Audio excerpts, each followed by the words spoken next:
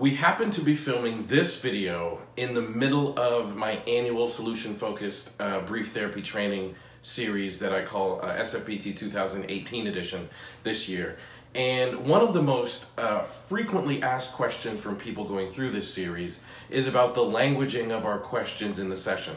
Now, why these questions keep coming up is in this particular series, I showed a video of me working with a client.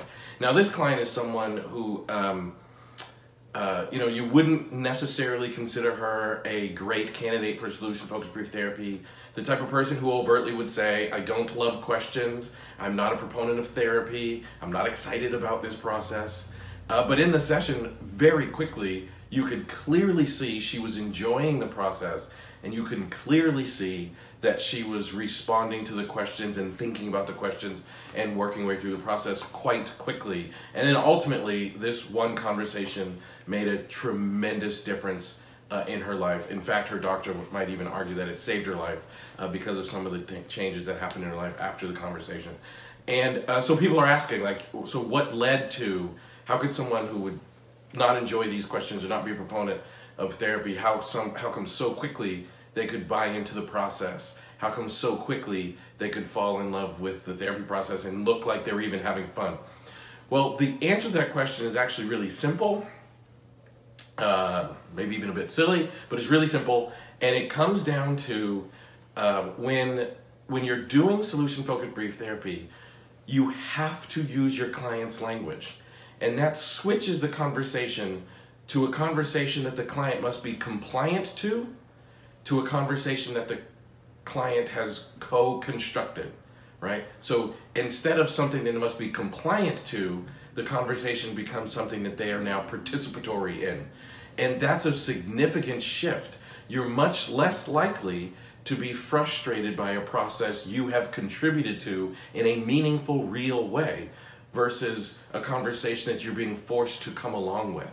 And that's really the beauty and the essence of solution-focused brief therapy is we use the client's language in our question. So in essence, my question does not exist without her answer because I can't do what I do unless she does what she does, and that makes it a collaborative effort. And that collaborative effort has a significant impact on a client's experience through the process as well as their desire to go through the process.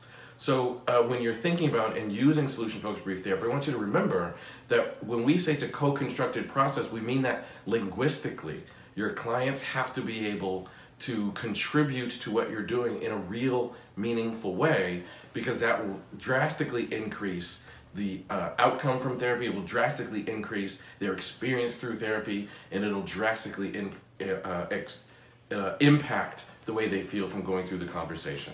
So, this particular series has been a ton of fun. Like, I don't think we've ever had a series this big. I mean, we're well on 2,000 people have signed up and hundreds of comments literally in emails and Facebook interaction. It's been really, really fun. But the thing I want you guys to take away is solution-focused brief therapy is impactful and mostly because of the way we use our client's language. So thank you for watching this video. If you liked it, please scroll down and share and subscribe to my YouTube channel. If you're watching this video any other place than my website, by the way, head on over to elliottconnie.com where you can get loads of free material. I really want you to learn solution-focused brief therapy. Help me spread the word by sharing this and sharing the materials you find on elliottconnie.com. And go have a great week.